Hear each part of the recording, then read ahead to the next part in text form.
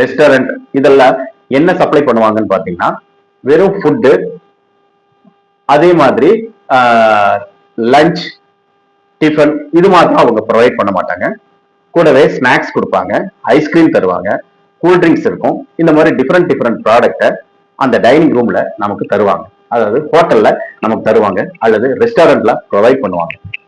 இந்த மாதிரி ப்ரொவைட் பண்ணும்போது இதுக்கும் ரேட் ஆஃப் டாக்ஸ் 5% தான் வருது. இதுல முக்கிய பாயிண்ட் என்னன்னு பாத்தீங்கன்னா ஐடிசி இந்த கடைகளுக்கு கிடையாது.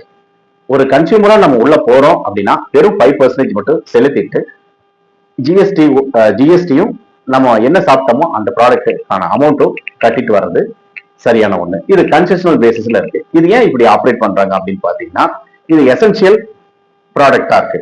ஒரு உணவு ஒரு அத்தியாவசிய தேவையா இருக்கிறங்காட்டி இதைய 5% கேட்டகரி பண்ணா போதும், கலெக்ட் பண்ணா போதும் கஸ்டமர் கிட்ட இருந்து அப்படின்னு சொல்லிட்டு கவர்மெண்ட் ப்ரொவைட் பண்ணிருக்காங்க. இப்படி ஏன் அவங்க கன்செஷனல் ரேட்ல 5% கொடுத்துட்டு ஐடிசிய எடுக்க விடாம பண்றாங்க அப்படின்னு பாத்தீங்கன்னா ஃபர்ஸ்ட் சொன்ன மாதிரி தான் இது கன்செஷன்ல போகுது, ஒரு பண்டில் ரேட்டா போகுது. அப்போ பண்டில் ரேட்னா என்னவா வருதுன்னு பாத்தீங்கன்னா டிஃப்ரெண்ட் பொருள் டிஃப்ரெண்ட் சர்வீஸ் நடக்குது. அந்த டிஃப்ரெண்ட் பொருள் டிஃப்ரெண்ட் சர்வீஸ் நடக்குங்காட்டி டிஃப்ரெண்ட் ரேட் ஆஃப் டாக்ஸ் வருது. அது என்ன சர்வீஸ் அப்படின்னு பார்க்கும்போது ஒரு ப்ராடக்டை நம்ம பண்டிலா பார்க்குறோம் அப்படின்னா அதுல என்ன மெயினா ஆப்ரேட் ஆகும்னு பாத்தீங்கன்னா லேபர் வச்சுதான் ஒரு நம்ம ப்ராடக்டே நமக்கு கைக்கு வரும். ஒரு கூலி கொடுத்தாதான் ஒரு சர்வீஸ் பண்றாங்க அப்படின்னா அல்லது ஒரு ப்ராடக்டை செய்யறாங்க, அதாவது நம்ம ஸ்நாக்ஸ் செஞ்சு ஒரு சில பேக்கரி வந்து ப்ரொவைட் பண்ணும் கஸ்டமர்ஸ்க்கு.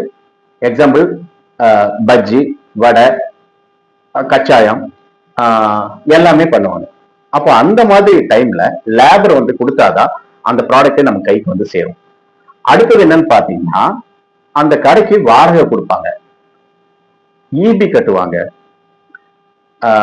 சர்வீஸ்க்கு ஆள் வச்சிருப்பாங்க, ஏசி கொடுப்பாங்க. ஒரு சில ரெஸ்டாரண்ட்ல ஏசி இருக்கும். அதே மாதிரி வைஃபை கனெக்ஷன் கூட ப்ரொவைட் பண்ணுவாங்க.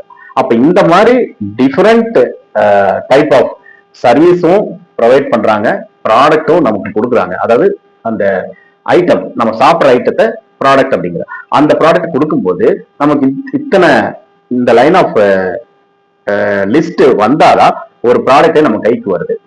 அப்படின்னா இந்த டைப் ஆஃப் லிஸ்ட்டுக்கு ரேட் ஆஃப் டாக்ஸ் விதிச்சோம் அப்படின்னா இதோட ரேட் வந்து அதிகமா இருக்கும். அதனாலேயே கவர்மெண்ட் இதைய மனசுல வச்சு 5% எசென்சியல் ப்ராடக்ட்டுக்கு, அதாவது hotel industry, cafe, tea coffee ஷாப்க்கு எல்லாமே கொடுக்கணும்னு சொல்லியிருக்காங்க.